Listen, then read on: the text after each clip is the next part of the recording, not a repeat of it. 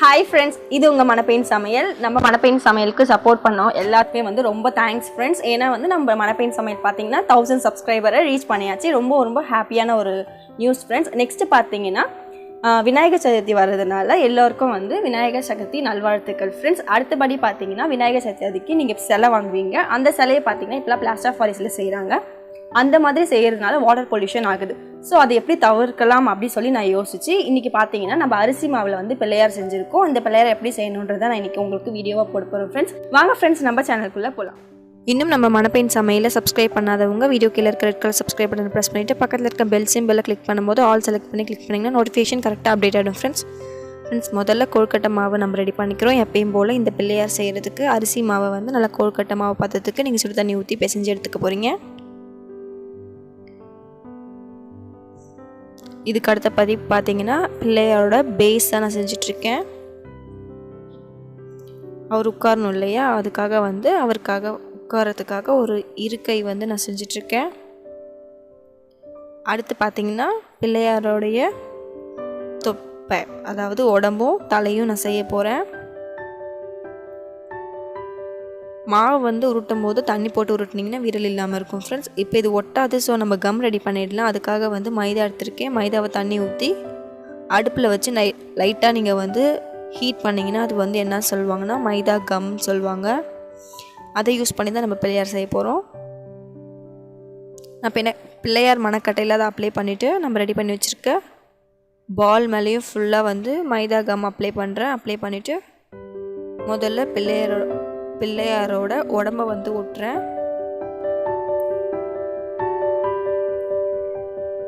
அடுத்து பார்த்தீங்கன்னா நல்லா ஸ்ட்ராங்காக இருக்கணுன்றதுக்காக, அதுவும் இல்லாமல் கொடை வரும் இல்லையா, அதுக்காக ஒரு குச்சி சொருவிட்டு பிள்ளையாரோட தலைப்பகுதி வந்து நான் சுற்றிட்டுருக்கேன். உடம்பை விட தலைப்பகுதி பார்த்தீங்கன்னா சின்னதாக இருக்கணும் பால்.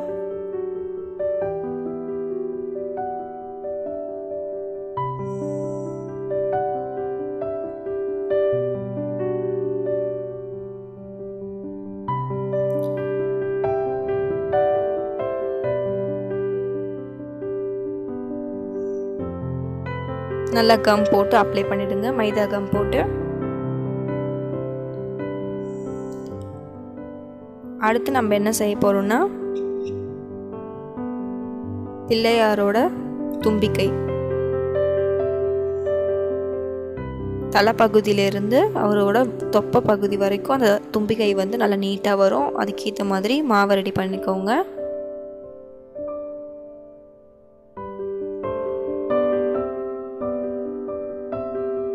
தும்பிக்கையை வளைச்சி விட்டுருங்க ஃப்ரெண்ட்ஸ். இப்போ பிள்ளையார் பாதி ரெடி ஆகிட்டாரு. இப்போ சைடெல்லாம் கேப் இருக்க இடத்துலலாம் மாவு வந்து ப்ரெஸ் பண்ணி விட்டிங்கன்னா அந்த கேப் எல்லாம் வந்து பார்த்திங்கன்னா மர்ஜ் ஆகிடும், நல்லா ஷைன் கொடுத்துரும். தண்ணி தொட்டு தொட்டு பண்ணுங்கள் ஃப்ரெண்ட்ஸ். இதில் வந்து நீங்கள் ஆயில் வந்து அப்ளை பண்ணக்கூடாது. ஆயில் அப்ளை பண்ணிங்கன்னா உங்களுக்கு ஒட்டாது மாவு. இப்போ டபுள் சைடு பண்ணி முடிச்சாச்சு. அடுத்தது வந்து நம்ம என்ன பண்ண போகிறோன்னா பிள்ளையாருக்கு கிரீடம் செய்ய போகிறோம். அதுதான் வந்து முக்கோணமாக செஞ்சுட்டு நான் குச்சியில் சொருவி அவங்க தலையில் வந்து ஃபிட் பண்ண போகிறேன்.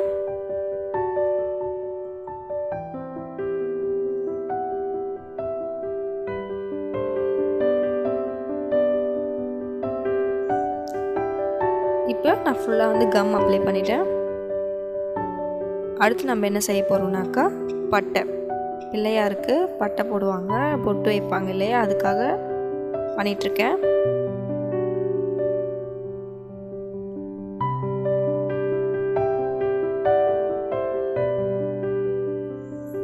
எக்ஸஸாக இருக்கிறதெல்லாம் சிசர் வச்சு கட் பண்ணி எடுத்துருங்க ஃப்ரெண்ட்ஸ்.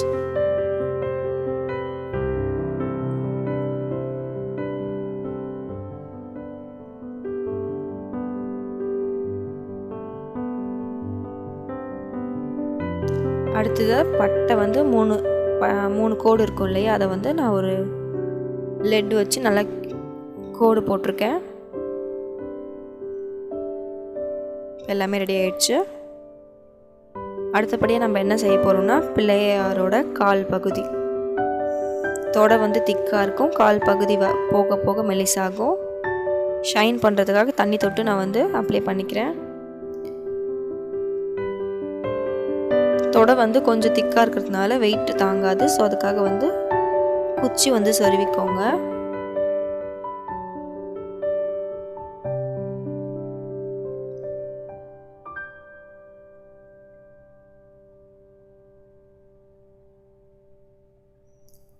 அடுத்தபடியாக கால் பாதம் வச்சுருங்க. விரல்கள் வந்து உங்களோட நிடில் வச்சு போட்டுருங்க. நீங்கள் இதுக்கு குச்சி கூட யூஸ் பண்ணலாம் ஃப்ரெண்ட்ஸ், விரல் போடுறதுக்கு. ஒரு கால் ரெடி ஆகிடுச்சு. அதை வந்து நம்ம கேப் இருக்கிறது இருக்கு இல்லையா, அது எல்லாத்தையும் மூடிடலாம்.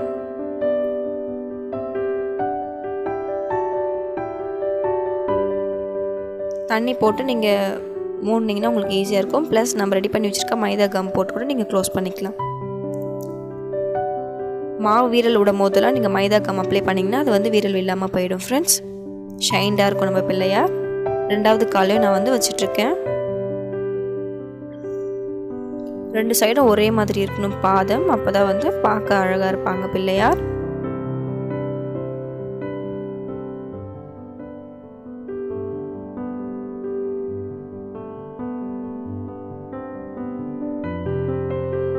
இப்போ 2வது பாதமும் ரெடி ஆகிட்டுருக்காங்க.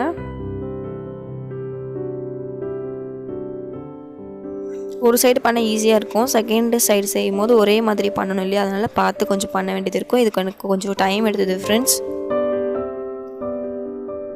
இப்போ நான் ஃபுல்லாக வந்து மைதா கம் போட்டு அப்ளை பண்ணிக்கிறேன்.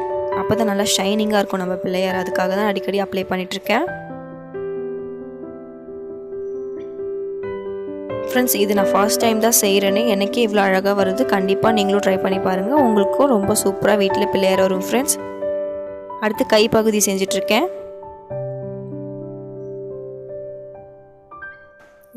ஃப்ரெண்ட்ஸ், இந்த பிள்ளையார் செய்யும் போது பார்த்தீங்கன்னா எனக்கு 5 மணி நேரம் ஆச்சு. ஆனால் ரொம்ப இன்ட்ரெஸ்டிங்காக இருந்தது ஃப்ரெண்ட்ஸ். அப்படியே என்ன பண்ணணும், அடுத்து என்ன பண்ணணும்னு சொல்லி மைண்டுக்கு வேலை கொடுத்துட்டே இருந்ததுனால ரொம்ப இன்ட்ரெஸ்டிங்காக இருந்துச்சு. அப்பா கொஞ்சம் கைட் பண்ணாங்க நான் பண்ணுறதுக்காக. இப்போ பார்த்தீங்கன்னா விரல்கள் போட்டுட்ருக்கோம் பிள்ளையாருக்கு.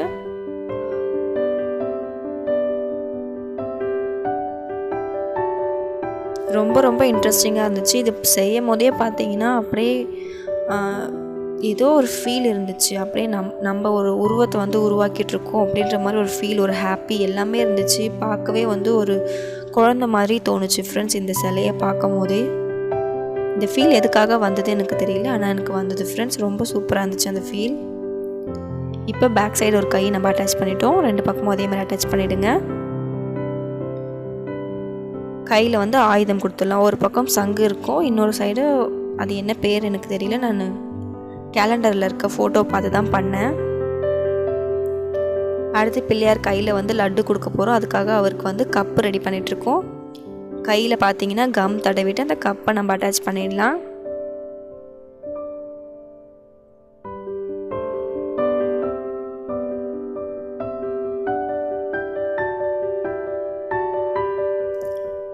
அப்பப்போ ஒரு ஸ்டிக் போட்டு சொருவிட்டிங்கன்னா உங்களுக்கு எல்லாமே ஸ்ட்ராங்காக ஒட்டிக்கும்.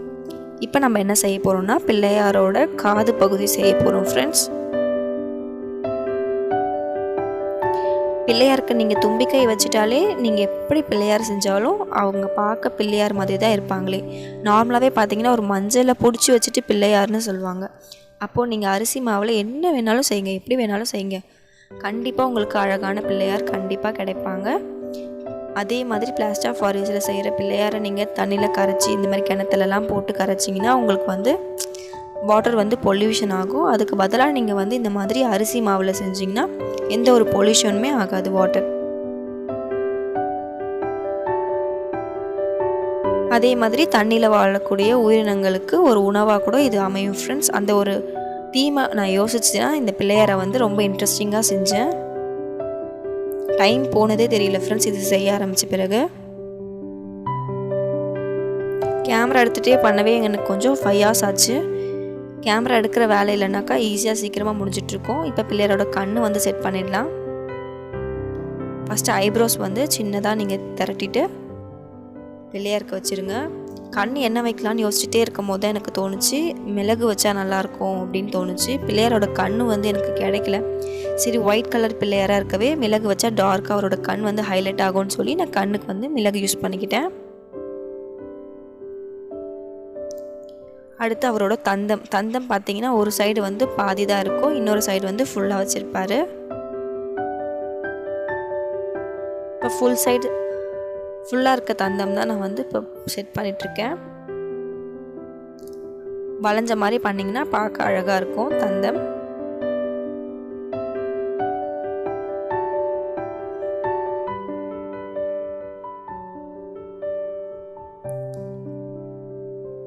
இது செய்யும் போது பார்த்திங்கன்னா ஏன் இருட்டாக இருக்குன்னா கரண்ட்டு போயிடுச்சு. நான் செல்லோட டார்ச் வச்சு தான் நான் இதை பண்ணிகிட்ருக்கேன்.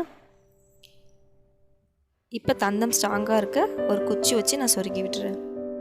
தெரியாத மாதிரி அழகாக சொருவி விடுங்க, சூப்பராக இருக்கும் பார்க்க. ஃப்ரெண்ட்ஸ், இப்போ நம்மளோட பிள்ளையார் பார்த்திங்கன்னா சூப்பராக ரெடி ஆகிட்டார். இன்னும் எக்ஸ்ட்ராவாக நம்ம வந்து கொஞ்சம் ஆட் பண்ணணும்னு எனக்கு தோணுச்சு.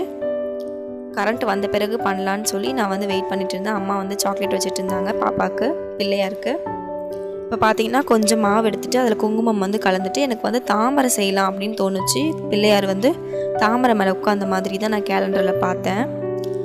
ஸோ அந்த தாமரையும் நம்ம பண்ணிடலாம் அப்படின்ட்டு தாமரைக்கு வந்து நான் என்ன பண்ணேன், மாவில் வந்து குங்குமம் கலந்து அது வந்து பிங்க் கலரில் மாறிடுச்சு. ஒயிட் கலரில் ரெட் கலர் தான் எப்பயுமே பிங்க்காக மாறும். அந்த ஒரு ஐடியா வச்சு தான் நான் இப்போ செஞ்சிட்ருக்கேன். இப்போ தாமரையோட இதழ்கள் தான் நான் செஞ்சிட்ருக்கேன்.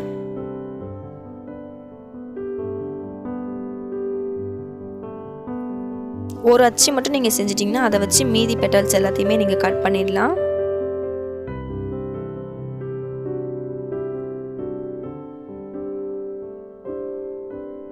இப்போ பிள்ளையார் வந்து சீட்டிங் நம்ம ஃபஸ்ட் எடுத்தோன்னே கீழே மணக்கட்டை செஞ்சோம் இல்லையா, அதில் வச்சு ஃபிக்ஸ் பண்ணுங்கள் தாமரையோட இதழ்களை. குச்சி விட்டு சொறி வச்சிங்கன்னா உங்களுக்கு ஈஸியாக வந்து அது வந்து ஸ்டிப்பாக வந்து நின்றுடும்.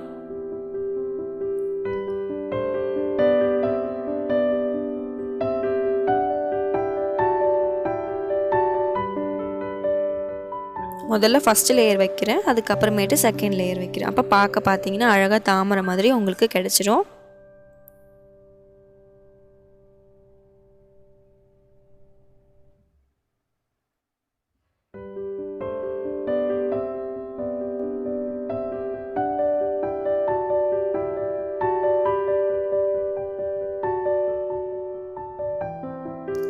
பார்த்தீங்கன்னா அழகாக உங்களுக்கு தாமரை ரெடி ஆயிடுச்சு ஃப்ரெண்ட்ஸ். அடுத்து மஞ்சள், பிள்ளையாருக்கு வந்து ஆபரணங்கள் போட போகிறோம். அதுக்காக வந்து மஞ்சள் தூள் வந்து மாவில் கலந்துட்டு முதல்ல லட்டு பிடிச்சி வச்சிடலாம். லட்டு எல்லோ கலரில் இருக்கணும்னு பிளான் வந்தது. சரி மஞ்சள் போட்டால் லட்டு வந்து நமக்கு கிடச்சிரும்னு யோசித்தேன்.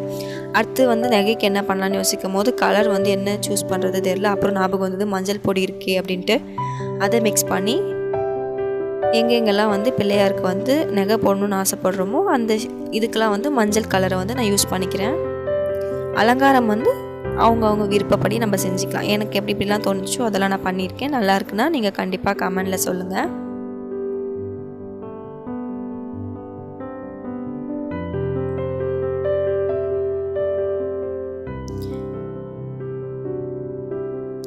ஃப்ரெண்ட்ஸ், நம்ம சாப்பிட்ற பொருள் வச்சு நான் அழகான ஒரு சிலை செஞ்சுருக்கேன். நம்ம மட்டும் சாப்பிடணும் அப்படின்னு சொல்லி ஒரு ஒப்பீனியன் இல்லாமல் இப்போ பார்த்தீங்கன்னா இந்த பிள்ளையார் செய்யும் போது என்னை சுற்றி பார்த்தீங்கன்னா எறும்பெல்லாம் வர ஆரம்பிச்சிருச்சு. எப்பயுமே அரிசி மாவில் நம்ம கோலம் போடுறோம் இல்லையா, எதுக்காக போடுறோம், அங்கே வாசலில் வந்து எறும்பெல்லாம் சாப்பிடும் அப்படி சொல்லி தான் நம்ம போடுறோம். அந்த மாதிரி தான் இதுவும் ஒரு ஐடியா பண்ணி நான் வந்து பண்ணேன். வேஸ்ட்டாக வந்து தண்ணியில் கரைக்கக்கூடிய பொருள் வந்து வேறு ஒரு உயிரினத்துக்கு உதவியாக இருக்கணும் இல்லையா, ஒரு நல்ல விஷயமா வந்து ஒரு பண்டிகையை கொண்டாடுறோம். அதுக்காக ஒரு யோசனை நிறைய பண்ணி தான் அரிசி மாவில் ஃபஸ்ட்டு பிள்ளையார் வருமா, அது வந்து வெடிச்சிருமே அப்படின்லாம் யோசித்தேன். அப்புறம் கொஞ்சம் கொஞ்சமாக ஐடியா பண்ணி அப்பாவோட ஹெல்ப் கேட்டு இந்த பிள்ளையாரை நான் வந்து பண்ணேன் ஃப்ரெண்ட்ஸ்.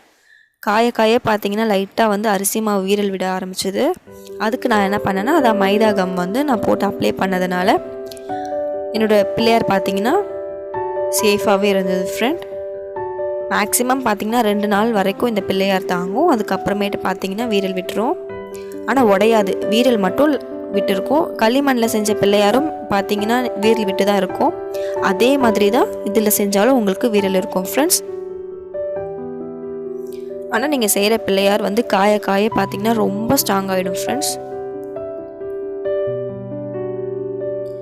நீங்கள் வந்து கொழுக்கட்டை மாவு பதம் பிசைறீங்க இல்லையா, அந்த பதம் வந்து கண்டிப்பாக இதுக்கு இருக்கணும். அப்போ தான் வந்து உங்களுக்கு கொழுக்கட்டை மாவு வந்து எப்படி சொல்கிறது, பிள்ளையாரை வந்து உடையாமல் பார்த்துக்கும்.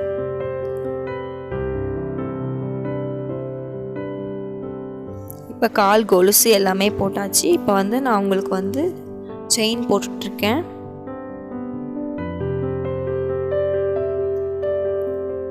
ரெண்டு கலர் தான் எனக்கு கிடைச்சிது, அதனால் 2 கலர் வச்சு மட்டும் நான் வந்து பண்ணிகிட்ருக்கேன். எப்படி டிஃப்ரெண்ட் காட்ட முடியுமோ அந்த மாதிரி நான் டிஃப்ரெண்ட் காட்டிகிட்ருக்கேன் ஃப்ரெண்ட்ஸ். பிள்ளையாரோட பர்த்டே தான் நம்ம விநாயகர் சதுர்த்தின்னு கொண்டாடுறோம். ஸோ அவரை வந்து நானே வந்து ரெடி பண்ணி அவரோட பர்த்டேவை கொண்டாடணும் அப்படின்ற ஒரு பிளானில் தான் பண்ணிகிட்ருக்கேன் ஃப்ரெண்ட்ஸ். பின்னாடி பார்த்தீங்கன்னா ஒளிவட்டம் தெரியும் இல்லையா, அதுக்காக எல்லோ கலர் வந்து நான் வந்து நல்லா ஃப்ளாட்டாக பண்ணிவிட்டு ஓட்டிட்டேன். அடுத்து பார்த்தீங்கன்னா அவருக்கு ஃபேவரட்டான சென்னா சுண்டல், அதாவது அந்த சுண்டலில் வந்து மாலை கவுத்து ஊற வச்சு அப்படியே மாலை கவுத்துருக்கோம். அது அவிக்கலாம் இல்லை, அப்படியே தான் வந்து மாலை கவுத்து போட்டிருக்கேன். அவருக்கு எருக்கம்பூ போடலாம், ஆனால் வந்து பார்த்தீங்கன்னா இது அரிசி மாவில் செய்கிறதுனால எருக்கம்பூ வந்து நீங்கள் போடக்கூடாது. எலியும் செஞ்சு வச்சுட்டேன். அடுத்து பார்த்தீங்கன்னா அவருக்கு கொடை செய்ய போகிறோம். ஒரு பேப்பரில் ஃபஸ்ட்டு ஒரு பெரிய சர்க்கிள், அப்புறம் 1 சென்டிமீட்டர் கேப் விட்டு சின்ன சர்க்கிள் போட்டுட்டு அதுக்கப்புறம் அந்த சர்க்கிளை 4ஆக பிரிச்சுடுங்க. பிரிச்சுட்டு சர்க்கிளை நல்லா வந்து நம்ம ரெடி பண்ணி வச்சுருக்கிறத கட் பண்ணி எடுத்துக்கோங்க ஃப்ரெண்ட்ஸ். ஒயிட் கலர் பிள்ளையாருன்றதுனால நான் ஒயிட் கலர் கூட தான் செய்ய போகிறேன் ஃப்ரெண்ட்ஸ். அதான் நல்லா சூப்பராக இருக்கும் பார்க்க. இப்போ பார்த்தீங்கன்னா 4ஆக பிரித்து வச்சுருக்கோம் இல்லையா, அதில் 1 சைடு ஃபுல்லாக நான் கட் பண்ணி எடுத்துடுறேன்.